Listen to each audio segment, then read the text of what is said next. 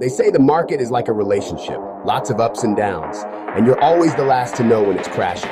I'm Spencer, Yule Spencer, with a comics view of Wall Street. I want to talk to you today about something I had to learn the hard way. Twice, maybe 3 times if I'm being straight with you. You can think you understand compound returns perfectly, the math, the concept, all of it, and still blow it. Not because the math stopped working, because you did. See, compound returns need a year to kick in. Time is your new best friend. They need consistency. And most of all, they need you to not get in the way. And that's the part nobody talks about. How do you actually stay the course when everything around you is telling you to panic, sell, switch, move, do something different? I'm Yule Spencer, a.k.a. Spencer. I've been on this journey a long time, and I'm still on it. And what I've learned is that the principle matters. I will scare you wealthy if I have to. Let's get into it. We talked in an earlier episode about compound returns, especially for sudden wealth victims, how they work on an annualized basis, yearly for my homies, how the base size, the principle, determines the speed, how getting huge amounts of money quick can make that math work immediately. All of that is true to the game. But here's what I didn't say out loud yet. Compound returns are completely neutralized the moment you pull from your principal amount. You don't take from the principal amount. Say it like you're in the mafia. You don't take from the principal, capiche. The capital gains, the profits, they're all yours to do with what you will. But the principal amount must not be played with for any reason.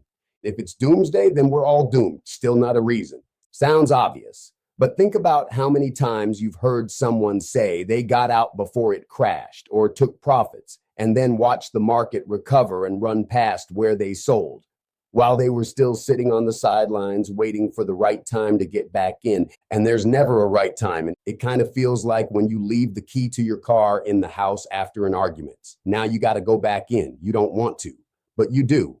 It sucks. You feel like you lost the argument. Every time you pull out, you reset the clock. You interrupt the compounding, you break the chain. Only spend or borrow from the capital gains. I be rhyming, let it run. I'm not saying never sell. I'm saying be deliberate about it. Have a reason tied to your objectives, not your emotions, not the news, not what somebody said on social media that week. Never take a bite out of the principle, only profits, no biting. Let the compound returns do what they do, pay you. Your job is to not interrupt them. Do your job well, and you will stay paid.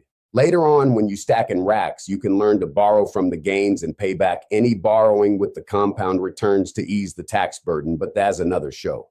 Now, here's the one thing that changes everything for the people I've shared this with. Everyone needs a number. I see and think in numbers. Everything is about the numbers.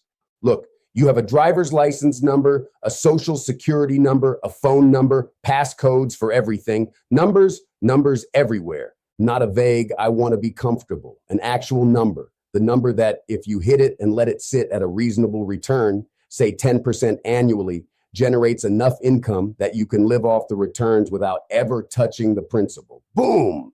And another boom. Afford your life. You get it. Your principal remains the same if you don't dip into it. For some people, that number is 2 million. For others, it's 5 million, 10 million. It could be 500,000. Doesn't matter what it is. What matters is that you know yours. It's a number, an amount you can live a happy life on, right? That's what the Wall Street Smart series is all about. Affording life, this life, your life, not mine, not someone else's, yours. As MJ would say, this is it. He said that like 9 times, but no one was listening. I did. Because here's what happens when you don't have a number. You never know if you're winning your game financially. You're not in touch with your purchasing power. You're just playing the game of life with no scoreboard. You make decisions based on how you feel that day instead of whether you're on track. You got to track your racks to stay paid. When you have your number, every decision gets filtered through one question. Does this get me closer to my number or further away? That's what matters. It's your compass. It offers a sense of ease when everyone else is trying to act hard. Write your number down today, not someday, today. Most people intellectually understand that, but they still can't wait. They check the account every day. They get nervous when it dips. They get greedy when it runs, and they make moves that interrupt the very thing they're trying to build, staying paid in perpetuity, forever.